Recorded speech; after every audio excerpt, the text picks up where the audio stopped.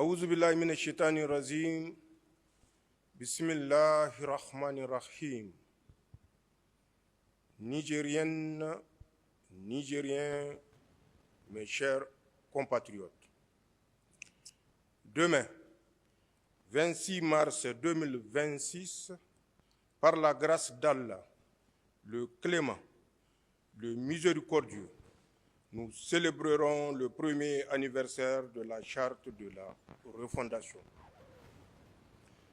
La promulgation de cette charte est intervenue au terme d'un processus endogène et inclusif que nous avons enclenché au lendemain des événements du 26 juillet 2023.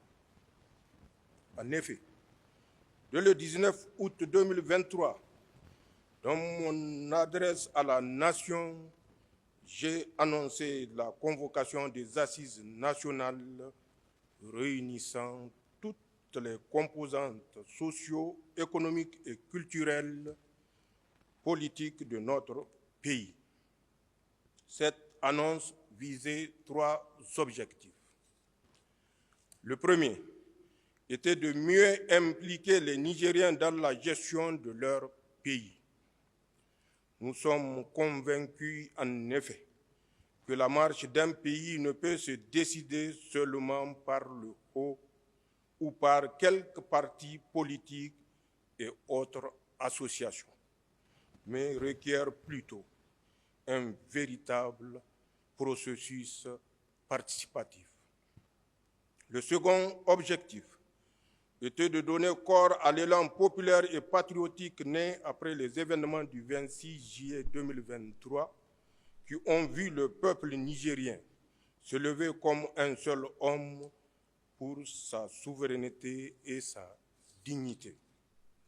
Enfin, le troisième objectif était, conformément à nos traditions millénaires de dialogue et de compromis, de permettre aux Nigériens, tous ensemble, dans l'union des cœurs et des esprits, de faire sans complaisance le point sur la situation socio-économique et politique de notre grande nation pour mieux poser les nouveaux principes et orientations générales devant désormais régir la vie de notre pays. C'est ainsi qu'à l'issue de nos assises nationales tenues du 15 au 20 février 2025, les participants ont fait de pertinentes propositions dont la plus importante reste incontestablement l'adoption d'une charte de la refondation. Mes chers compatriotes, la charte promulguée le 26 mars 2025 consacre les institutions de la refondation et organise les pouvoirs publics. Elle consacre surtout, en se fondant sur notre expérience nationale et notre expertise endogène, des valeurs et principes fondamentaux et immuables que les Nigériens doivent s'approprier et préserver aujourd'hui, à l'avenir et pour toujours, quel que soit le gouvernement et les circonstances. Il s'agit là de plusieurs acquis arrachés par le peuple nigérien dans sa lutte pour la souveraineté et le développement depuis la prise du pouvoir par le Conseil national pour la sauvegarde de la patrie. Parmi ces valeurs et principes se trouve notamment la défense de la souveraineté de notre pays. Celle-ci implique d'une part le refus définitif d'installer des bases militaires étrangères au Niger, car il revient à nos seules forces de défense et de sécurité de sécuriser notre pays et de préserver son intégrité territoriale, comme elles l'ont d'ailleurs toujours fait avec professionnalisme et patriotisme. C'est le lieu de leur rendre encore un vibrant hommage. La défense de la souveraineté implique d'autre part la souveraineté du Niger sur ses ressources naturelles. Désormais, L'exploitation des ressources du pays doit profiter au Niger et aux Nigériens. L'obligation de publier au journal officiel les contrats de prospection et d'exploitation des ressources naturelles et du sous-sol, ainsi que les revenus versés à l'État, désagrégés société par société. La nécessité de prendre en compte les intérêts du pays dans toute convention ou traité signé par le Niger. L'inviolabilité des biens publics pour ainsi rendre sacré ce qui nous appartient à nous tous. Le caractère imprescriptible du crime de haute trahison. La consécration de certaines de nos valeurs socio-culturelles et traditionnelles. La reconnaissance du mariage entre un homme et une femme comme base naturelle et morale de la communauté humaine. Mes chers compatriotes, la promulgation de la charte, c'est aussi la définition d'un nouveau contrat politique entre le peuple souverain et ceux qui ont la lourde responsabilité de présider aux destinées du Niger et de sa refondation. En vertu de ce nouveau contrat, chacun, dirigeant ou citoyen, a un rôle à jouer et doit l'assumer pleinement, car c'est la condition de base de la réussite de notre grande ambition de faire du Niger un pays véritablement souverain et prospère. La responsabilité des citoyens nigériens est de rester unis, solidaires, résilients et résolument engagés pour soutenir les politiques publiques et la défense de notre chère patrie. C'est le lieu de saluer la mobilisation historique des Nigériennes et des Nigériens lors de ma tournée en profondeur dans les régions du Niger du 4 au 5 octobre, puis du 8 au 20 novembre 2025. Avec une telle mobilisation qui traduit en même temps leur niveau de soutien et d'engagement pour la refondation, il n'y a aucun doute que nous réussirons ensemble à relever tous les défis auxquels nous faisons courageusement face. Quant aux gouvernants, leur devoir est de gouverner par l'exemple, en gérant les affaires publiques avec probité, dans la transparence et l'efficacité. Il leur incombe d'intérioriser le principe de redevabilité qui oblige les gouvernants à rendre régulièrement compte au peuple de la mise en œuvre des politiques publiques et l'exécution de leurs missions respectives.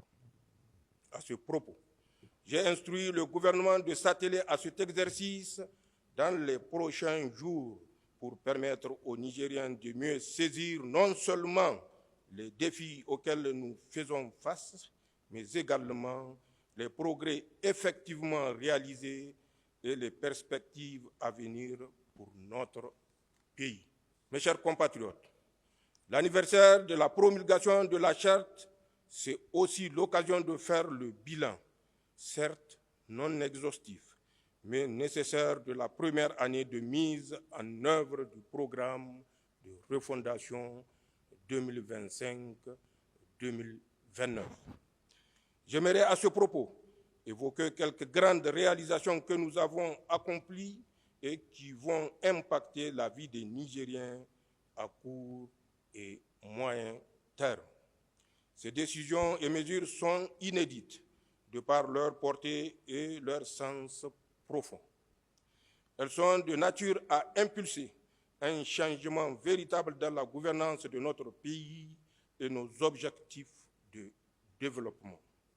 Elles permettent de donner une nouvelle trajectoire à notre pays pour emprunter désormais le chemin de la souveraineté véritable et du progrès pour tous. Sur le plan politique et institutionnel, Nous avons réussi à normaliser la situation politique de notre pays. En effet, nous avons non seulement installé toutes les institutions prévues par la Charte, mais également fait reposer l'exercice du pouvoir d'État sur le droit, sur le plan sécuritaire. Nous avons réussi à stabiliser la situation sécuritaire. Nos vaillantes forces de défense et de sécurité ont bien le contrôle de la situation sur le terrain en dépit des attaques subies par notre pays ces dernières semaines et la guerre informationnelle que nous mènent nos ennemis. Nous avons désormais repris l'initiative sécuritaire et agissons en toute liberté. Nos forces de défense et de sécurité, au niveau national ou dans le cadre confédéral, planifient et conduisent les opérations sur le terrain sans dictat ni injonction et les multiples succès engrangés sont édifiants. Sur le plan des infrastructures, comme nous pouvons tous le constater, de nombreuses infrastructures sont en cours de réalisation, qu'il s'agisse notamment de classes, d'amphithéâtres, de centres de santé, d'aménagements hydrauliques ou hydro-agricoles, de pistes, de routes et de logements sociaux. Ces réalisations sont importantes surtout dans notre contexte où certaines puissances cherchent à asphyxier notre pays économiquement et financièrement.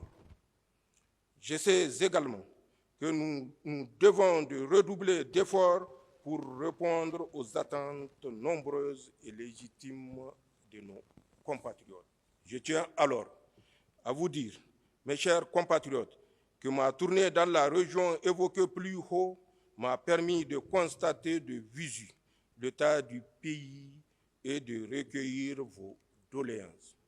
Aussi, le gouvernement du Conseil national pour la sauvegarde de la patrie mettra tout en œuvre pour y remédier ou y apporter un début de solution, comme nous tentons de le faire avec le désenclavement de Terra et l'approvisionnement de la dite localité en eau potable, Inch'Allah. Sur les plans de l'éducation et de la santé, d'importants efforts sont en train d'être fournis pour améliorer la qualité de nos systèmes éducatifs et sanitaires.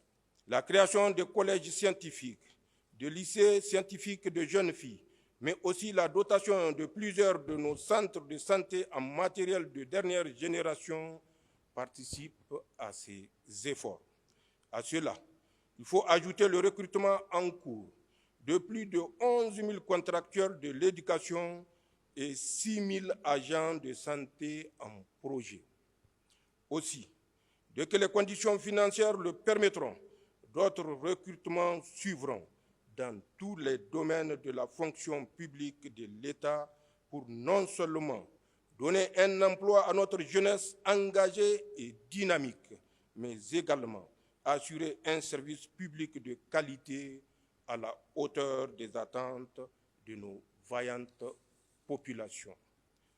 Sur le plan socio-économique, d'abord, nous avons procédé à la reconduction ou au maintien des mesures de réduction des prix des matériaux de construction, du prix de vente de l'essence à la pompe, des frais médicaux et chirurgicaux, entre autres. Il ne s'agit pas d'une simple mesure sociale de bienfaisance. Il s'agit plutôt, suivant notre nouvelle approche politique, de mieux soigner le plus grand nombre de nos compatriotes et d'en faire des agents économiques.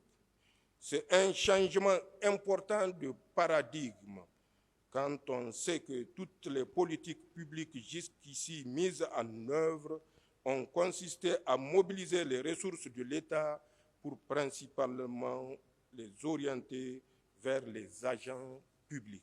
Quant à nos masses populaires ou laborieuses, elles sont plutôt perçues en termes de problèmes démographiques ou couches vulnérables ayant besoin d'aide humanitaire. Ensuite, la réussite indiscutable du programme de la grande irrigation. Il se traduit par la disponibilité de produits vivriers en qualité et en quantité suffisante sur nos marchés et dans nos foyers à la grande satisfaction de tous les Nigériens. La réussite de ce programme est la preuve que la première richesse du Niger demeure ses terres agricoles et de pâturage, à rebours des thèses calamiteuses qui nous présentent comme un pays aride et non propice à l'agriculture pour ainsi nous réduire éternellement à vivre des périodes de soudure et à tendre la main pour nourrir nos populations. Il s'agit là également d'un changement politique majeur qui fait désormais de l'agriculture une base essentielle de notre développement économique. Cela est d'autant une réalité que la production agricole est accompagnée de la création d'entreprises à tous les niveaux du processus, qu'il s'agisse de la production à proprement parler ou de la transformation et de la commercialisation. C'est le lieu de saluer les efforts de tous ceux qui ont permis la création de nouvelles entreprises. En effet, aussi bien dans le domaine agroalimentaire que de la métallurgie et des autres secteurs économiques, 64 unités industrielles ont été créées pour plus de 7000 emplois fournis. Mes chers compatriotes, c'est enfin sur le plan de l'exploitation de nos ressources naturelles que nous avons engrangé le plus de progrès. En effet, nous avons non seulement nationalisé notre uranium, mais également réussi avec nos ressources et compétences propres à maintenir la production. C'est un message fort à l'endroit de tous les partenaires actuels et futurs du Niger que le grand peuple nigérien finit toujours par reprendre ses droits lorsqu'il est injustement trompé et pillé. C'est l'héritage en termes de ressources, mais aussi d'engagement que nous léguons aux générations futures et qu'elles doivent préserver jalousement pour que personne ne vienne encore spolier nos biens et pour toujours. Les Nigériens doivent définitivement s'en convaincre. Il n'y a aucun doute que le développement du Niger se fera avec les ressources naturelles du pays ou ne se fera point. Nigériennes, Nigériens, mes chers compatriotes, sur le plan diplomatique, nous avons obtenu d'importants résultats qui méritent d'être soulignés. D'abord, en un an, nous avons reçu les lettres d'accréditation de 26 ambassadeurs de tous les continents et ouvert 4 nouvelles ambassades. C'est la preuve, s'il en est besoin, que notre pays tient sa place dans le concert des nations. Ensuite, dans toutes les instances internationales, y compris aux Nations Unies, nous avons clairement exposé la nouvelle vision politique du Niger qui consiste dans le respect de notre souveraineté et de la défense des intérêts de notre pays. Enfin, nous avons œuvré ensemble avec nos frères du Burkina Faso et du Mali à rendre opérationnelle notre Confédération des États du Sahel.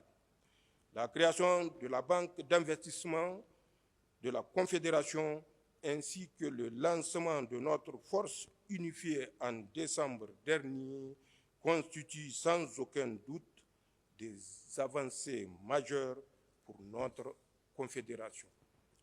Nigériennes, Nigériens, mes chers compatriotes, je ne peux terminer sans évoquer la situation au Moyen-Orient et dans plusieurs autres pays en guerre qui nous préoccupe au plus haut point car elle a des répercussions sur notre situation économique et notre sécurité. Elle nous préoccupe également car elle touche des peuples frères confrontés à l'injustice et à la guerre meurtrière et destructrice qu'ils n'ont pas choisie. Nous avons une pensée pieuse pour toutes les victimes causées par cette barbarie. Ces drames peuvent être pourtant évités pour autant que tous les acteurs de la scène internationale fassent preuve de retenue et se conforment au droit international. Il montre aussi le besoin impérieux de repenser profondément l'ordre international si nous voulons un monde juste, pacifique et consacré à la seule lutte qui vaille, sert pour le bonheur des peuples. Dans ce contexte, au niveau national, comme de notre confédération, nous devons tirer les enseignements suivants. 1. Ne jamais sous-estimer la malveillance de certaines puissances qui sont capables de tout pour défendre leurs intérêts, y compris tromper et mobiliser des instances communautaires et internationales pour nous porter la guerre. C'est le lieu de saluer la mobilisation de tous les Nigériens dans nos villes et campagnes pour faire échec à leurs projets. 2. Ne jamais permettre à nos ennemis d'infiltrer notre pays et de nous diviser pour ensuite nous soumettre. 3. Renforcer notre unité nationale et rester mobilisés pour notre pays. 4. Renforcer notre confédération AES qui constitue un véritable rempart pour toute velléité de nous agresser. 5. Nouer des partenariats stratégiques efficaces. Sur tous ces points, je peux vous assurer que nous sommes déjà à pied d'œuvre pour engager les actions stratégiques nécessaires à la préservation de notre souveraineté et de nos intérêts nationaux. Puisse Allah, le Tout-Puissant, éclairer notre chemin, préserver notre grand peuple et préserver nos populations de l'AES. Amin. Vive la refondation, vive le Niger. Zancang Asani, Labu Sanino, Hala Lady Non, Hala Lady Non, Lady Amen Niger, Minamfu et Niger. Gurawaga. Merci.